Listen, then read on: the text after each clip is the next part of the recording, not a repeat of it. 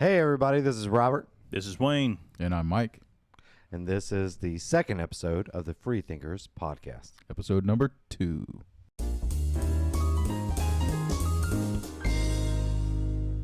All right, Mike, can you tell us once more, Freethinkers of Clarksville, what do we mean when we say freethinkers? Sure, we can remind everybody every time that a freethinker is somebody who evaluates all the different opinions they have by their own merit and not by any sort of biases they might have against the position itself. So it's kind of like trying to have an open mind. It's like trying to, but realizing that most of the stuff you hear is crazy, but you got to shift through and make a really, sound judgment. And Freethinkers of Clarksville, what does it mean to be of Clarksville? Oh, I'll take this one. Yeah. Wayne, so Clarksville related issues, right, guys? Right. We want to dig through the concepts and the topics that are being discussed within our local community. We want to find some really good arguments, and then we're going to come on this show, and us three, we're going to present them, and then we're going to argue them based on the first pitch that you get. So we're going to pitch it to our friends here.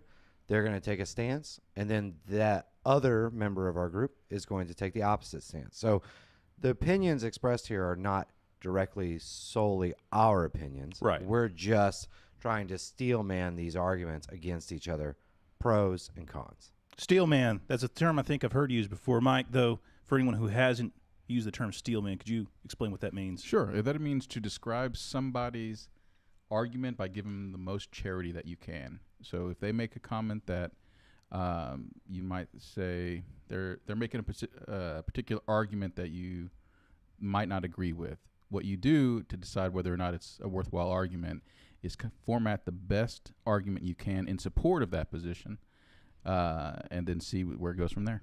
Okay.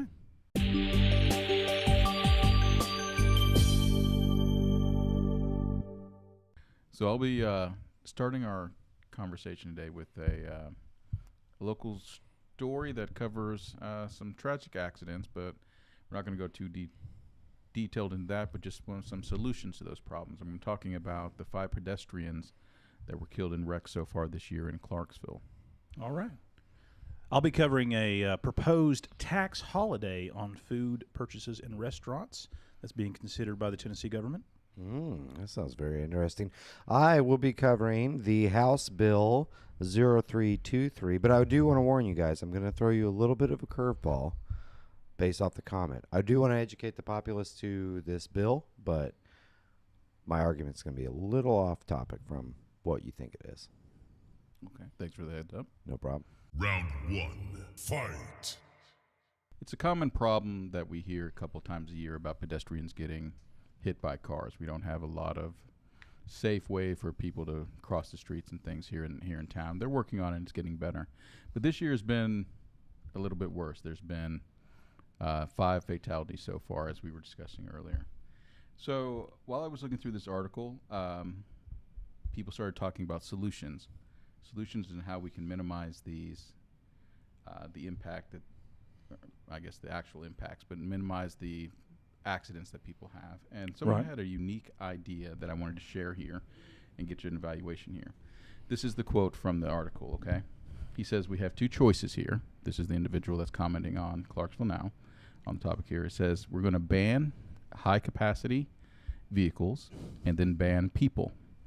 So if we ban high-capacity vehicles, we'll have no vehicles on the road, and then we'll also have no people on the road, which will then result in exactly 0 pedestrians killed in collisions, which it's hard to argue with his logic, right? Sure.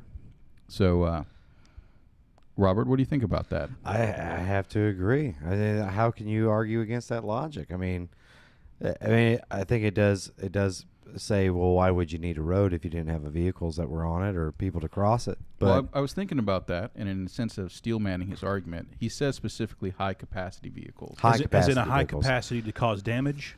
No, I would say probably high capacity. So he would probably allow, just in my opinion, he might allow like bicycles, motorcycles, things like that. Whoa, motorcycles, that'd be scary. But I will say this: I was at Silky's the other day eating, and she obviously contracted some Mennonites to come down. Oh yeah, I could get out of the way of one of them tractors in no time before I would get run over. I mean, I would have to want to have death by combine, you know. And those are only like one-person vehicles, so that's not high capacity. That's right. So I think his argument stands. I think it does. I mean, if the purpose is to reduce fatalities and reduce fatality by car, then absolutely, yeah, remove the cars, remove high-capacity cars, put regulators in everybody, reduce speed limits down to a moderate amount that any person, because what do we really want to value, right? It's the value of the person over the vehicle, the damage to the vehicle, not to mention that the damage to the person inside the vehicle is probably horrendous, whether that's like post-traumatic stress or maybe they could actually hit somebody, hit something else, things like that. But all that's eliminated if you just ban for sure those vehicles and people. So Wayne, you have to disagree with this, right? For people that would take the opposite position, they said, look, your proposal, you have two proposals. One is to ban the vehicles that are capable of causing pedestrians to die, right? You say, well, we're going to limit it to, as you say, like bicycles, small cars that, golf carts, things like that drastically reduce the ability to have a fatality. Or ban people, which I presume means people from the roads. Right, you say people walking on the road. Ban pedestrians, traffic. It's illegal to walk down a railroad track. Why? Because a train can't stop. If a train sees you standing on the track there, the design of it doesn't allow for it. Here's where I would see people have a problem with that. They would say, look, let's take banning pedestrians first off. There are a few roads, the interstate and such, where they're banned, but generally, the roads that travel through town, we would say first that the pedestrians were here before the vehicles, and this has always been. This argument dates back a long time. When cars were new, and they first started hitting people, the people said, "Look, these roads were made for people to walk up and down. I should have the freedom to walk down a street. Why does your new invention, trump my ability to walk across the road?" And in other countries, I found out, for example, in England. They don't have jaywalking laws like we do. The crosswalks are wherever you feel like it. Mm-hmm. And it's the responsibility of the drivers not to hit you because, from their perspective, the people were there first. On the other hand, the idea of banning the vehicles, I think it's I hate to think of it this way, but it's a question of utility. Yes, you could end vehicle accidents overnight by just banning all vehicles. But you would also carry with that the banning of a tremendous good for society. Mm. And it's, sure, cars hit people sometimes and kill people sometimes. But overall, the question for the politician is not to come in with a hammer and just slam things that seem bad, but to think about the deeper issues and say, and it's a terrible choice, but measuring the value of, say, 5 human lives in Clarksville versus the ability of millions of car trips to do so much good. Yeah, the economic impact. You would cripple the economy. You really have to put a value on human life, and you have to say that the value of the cars and people's ability to travel in those types of vehicles, the trucks, things like that, outweighs those lives. And that's not a decision any of us are used to making, but if you get in the government, that's kind of the decision you have to make when it comes to a war or anything else. I wonder because you just said something interesting. So obviously the interstate is non-pedestrian traffic, but we know that people do. They walk down it, they hike down it. Sure. Within a major metro area, maybe there's just a per lane crossing ability. Like if you get above 4 lanes, pedestrians are no longer allowed to cross there at all. And that's where I would disagree with this commenter, and I think people wouldn't say, look, you've created this false dichotomy. You got to either ban all the cars or ban all the people. Mm-hmm. The nuanced solution is you ban certain people from certain roads and you ban certain types of vehicles from certain places. Yeah, well, maybe it's just a habit of how fast do you have to be going in a high capacity vehicle to kill somebody, right? I mean, obviously, Right. this commenter is drawing back to a gun argument. He's making light of a situation. He's saying that he's drawing back to Second Amendment arguments where because somebody kills with a gun, We could pick up the subtext there because you just say, look, you want to end shootings, ban all guns. ban all guns. And some people are happy to say, yeah, let's ban all guns, and they're faced with the same problem is they have to explain the utility of banning all those things. So it looks like we just have to come to some sort of agreement, a balance between the value of human life and the value of our economy. Right? It's what causes the problem. All right. Mm-hmm. All right. Well, all right. Let's move on.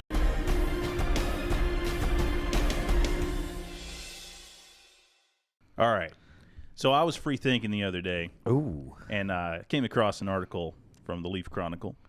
It said the headline is Governor Bill Lee proposes 2-week sales tax break on dining out and groceries in a budget update. Now, this hasn't gone through, but the basic idea from reading the article is we're going to have a sales tax holiday for a couple of weeks. You can go out to a restaurant, you can buy groceries, and we're not going to charge you any sales tax. And reading through the comments, I came across one that I found quite interesting. I'll read it in the voice that I had in my head when I saw it. Okay. That sounds like socialism. That's the comment. It's just that simple. That sounds like socialism. So It sounds like relatives of mine too. So, Mike, I'm going to go to you on this. Okay. All right. Okay. So the proposal is because they're doing their budgets and such here in Tennessee. The proposal is going to take a couple of weeks, and we're going to get rid of the sales tax, the taxes on groceries and dining out. This commenter says that sounds like socialism. What do you think? So let me just clarify here.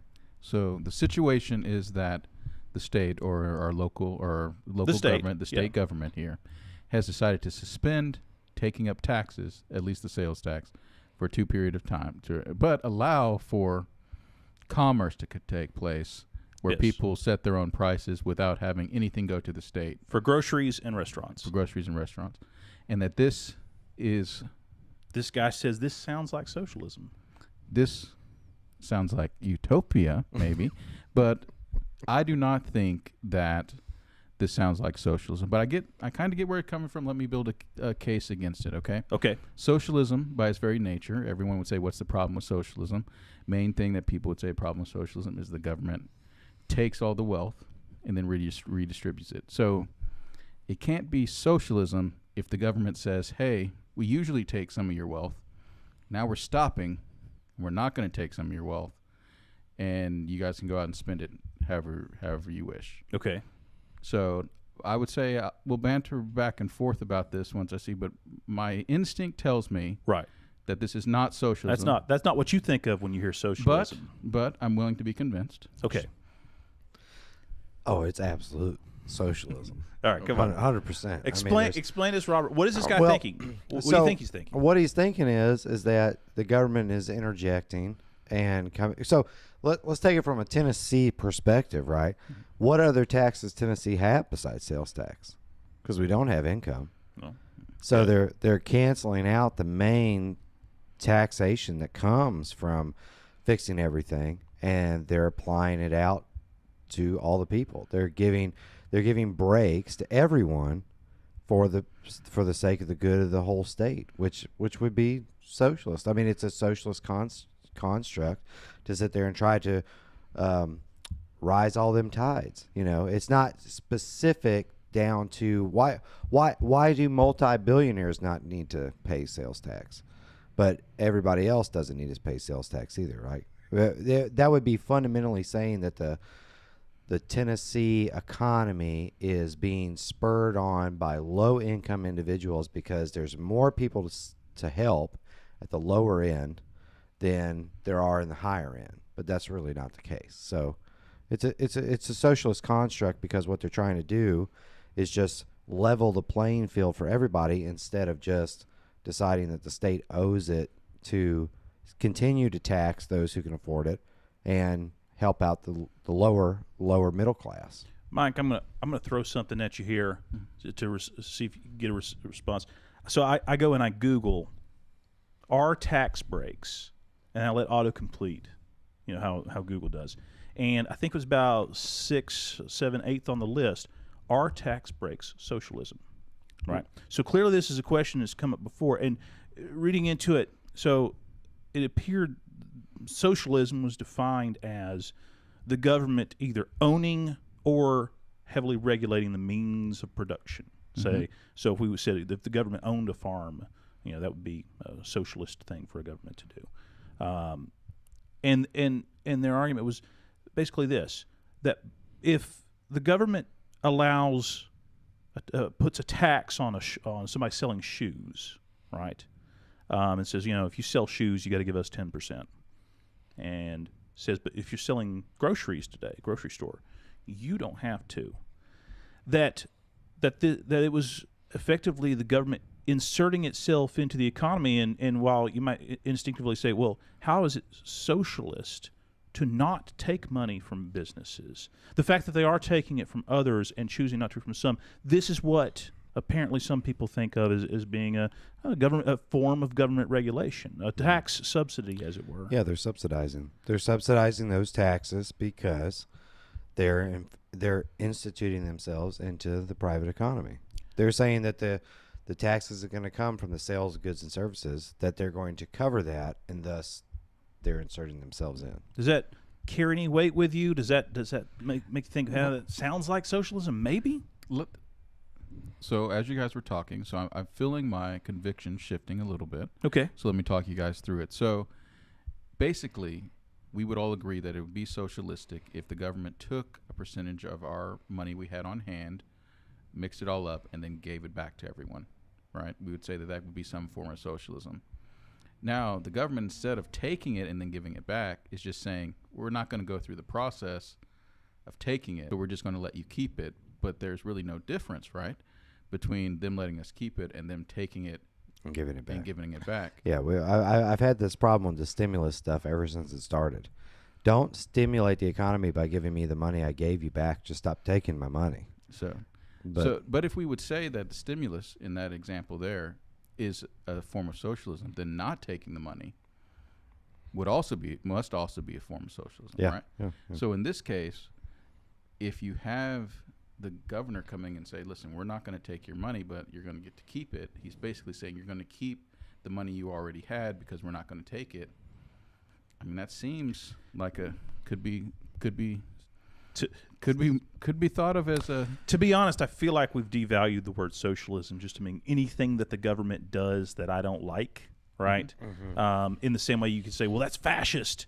Fascist has just become a word that's being devalued to say, oh, it's anything the government does that I don't like. Well, but here it is direct government interference, manipulation of the economy. He could have said, I'm going to declare a sales tax holiday for video games or for shoes or for some other industry. Sure. Right? Cars was a proposal. I'm sure all the car lots would love it if they got to say, sales tax holiday, come buy a new car. Oh, sure. So would all the hotels. Yeah. Everybody that struggled through the COVID pandemic. I mean, we've all. If he said a sales tax holiday, period, for all, I don't think anyone would say that that's socialism because it's complete deregulation. Yeah, that's the point I was getting just rid of make, taxes altogether. Because it's only on particular things, it's still. Yeah, putting the thumb on the scale for one industry as compared to another. Exactly. Maybe what Socialism. the guy. He, to break it. I'm open for more. It's the kind of comment that made me snort when I first read it. And then I start Googling, I start thinking about it. I'm like, oh, yeah, what? Yeah. Made me think. That was a hidden gem. Made me think. Later tonight when I'm going to bed, I'm going to think of Wayne snorting. And I'm just like, oh, there you go. That's a good sound.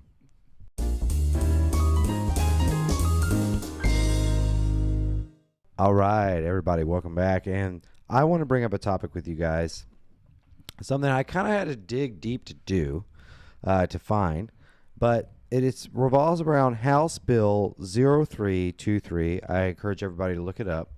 It's related to a case that came up in Clarksville about a 15-year-old girl that was raped by two 13-year-old boys.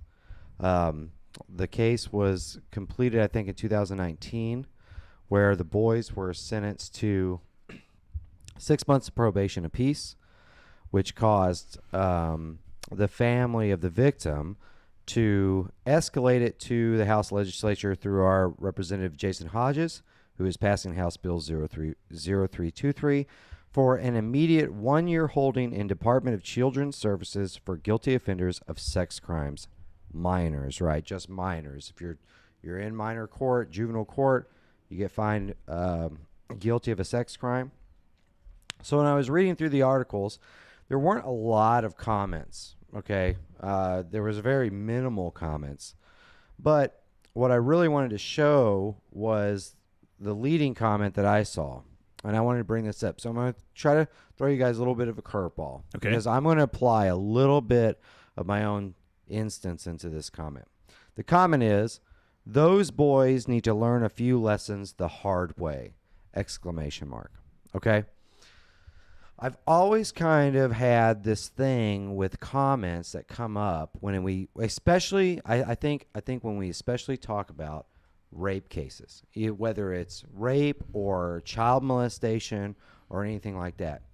I want to see what your opinion is on this. I think that the judicial system allocates appropriately punishments for people for these specific cases. But the populace of a certain community tend to regard true justice to come at the expense and at the hands of other offenders. So I want to see what your kind of concept is there, because I read into a comment like that where, yes, they're going to get a punishment, but they need a hard punishment. The judicial system wouldn't punish them in the way that the people are acting or requesting a punishment. And I see this across the board, right? They're looking for other offender, what we would call justification, right? Like jailhouse justification, justice coming through. So I guess my question is, do you agree that punishment extended beyond the bench at the hands of other criminals is an ethical approach to rehabilitation in the justice system? Wayne, come on. All right. You pick me, and I'll keep this confined to, let's forget about the facts of the specific case, what may or may not have happened, or what. But as to the general comment, it's vague but ominous. These boys need to be taught a hard lesson. I've seen much worse, much graphically worse, and I have the I would push back against the folks that say those kinds of things, or even glorify the idea that the justice system, right, that where we develop laws, we have specific punishments for specific crimes, right, that's somehow incapable of actually handling the bad issues in society. Mm-hmm. And so we must depend on what we call extrajudicial punishments, right? The idea, and this sees its glorification, the idea of things like Batman, this fantasy of some, if I were just rich and trained like a ninja, I would go out and beat criminals half to death with my bare hands and forget all this judge and jury and jails and things like that. Vigilante justice. Vigilante justice. And it's morphed into this idea that people don't actually receive true justice in the courtroom, in front of a judge, being convicted by a jury, things like that. That what we're really depending upon are a bunch of criminals in the jail. We hope that we hope this guy gets beat up in jail, or this woman gets beat up in jail, or even worse things to happen to the men and women in prison at the hands of other prisoners. And it's so common that it's something people glorify, something people hope for, some people feel right in expressing in social media and otherwise, or even make jokes about. And it goes against civilization to me. Sure. The idea, we don't want that kind of vigilante justice, and we surely don't want criminals who themselves have already been judged by society and taken out of society because they weren't able to follow the laws. To then depend on them to apply some sort of higher level of justice, it's absurd. It makes no sense to me. I appreciate that input. Mike, obviously you think that, this hardline defense, a part of rehabilitation in jails is good, and people do need the hard way of justice. I think that a case can be made as this person is in support of the position that this person is taking. I want to build my steel man of this argument under this idea. In order to properly punish someone, you must have experienced yourself something that you can relate to. So for, say, a jury that has maybe not does not consist of a criminal's peers. So if you say a jury of people have never committed crimes, judging people who have committed crimes, they may not be able to evaluate the severity of the crime or the attention that the act or the person that's being punished, what they actually deserve, because they don't have that frame of reference. Right. So once those people have gone through the soft court system, which we might call it, the court system where we say, we've written these laws to the best of our ability, you've done this act that meets this criteria, we're going to send you to prison. So they've gotten through that. Right. But then the people inside the prison, they have an understanding of what it means not only to be victims of crimes or to be perpetrators of crimes, but to understand what punishment means to people who are able to commit those type of crimes. You can't punish someone if you don't understand what would be punishment to them. So someone who commits a certain type of crime, say like in this case, rape, they might not be punished by just being confined to a particular area. So maybe maybe the people know that are in jail, and they might visit them on the punishment that would actually be effective to them. Sure. So from the perspective of the person leaving the comment, and your elaboration on it, I would take this idea that, say, a judge, who's the judges in Tennessee are in charge of the punishments. They used to be a jury, actually, but they took that away from them in most cases. But you're right. I think a judge would be the sort of person typically furthest removed from what it would be like to be either the criminal or the victim. That is, if we found out that a judge had been the victim of this particular type of crime that this person is accused of, we would say he shouldn't be fit to pick the punishment. He'd be biased, right, because he was personally involved as a victim. Well, I think. Well, do judges consider this though from the bench? You know, in the facets that they understand their judicial system, right? Like if you are handing down a judicial order from the bench, knowing that you're about to send a child molester or a rapist, in this case it's a minor. There's a lot of nuance there, but I'm just trying to get to the whole. Right. If you are executing an order for this person to go into general population in a jail, are you sentencing them through your own understanding of the judicial system and jail mentalities to a beating, to a physical altercation with other jail inmates because this is what happens in jail? And is that the hard way of the punishment? That's an interesting perspective. Like, I wouldn't assume that would be the case, but then that's my naivete. I mean, a judge would certainly know what happens behind bars, right? Our Constitution says, prohibits cruel and unusual punishments. Why? Because it used to be you would get people had throughout history come up with all kinds of creative, cruel, and unusual punishments. Too horrific for me to even talk about. Cruel and unusual punishments, but only by the state.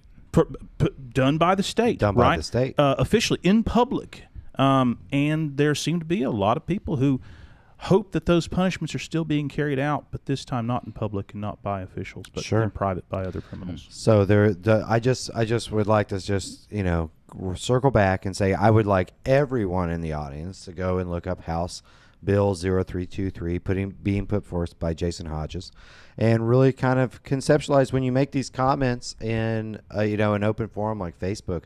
Think about what you're saying.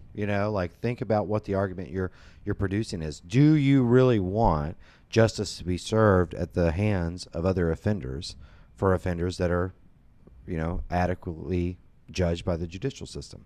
And that's my stuff. All right.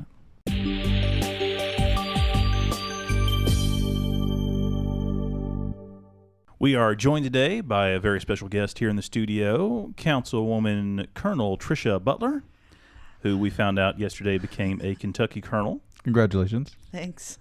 Glad to have you, Trish.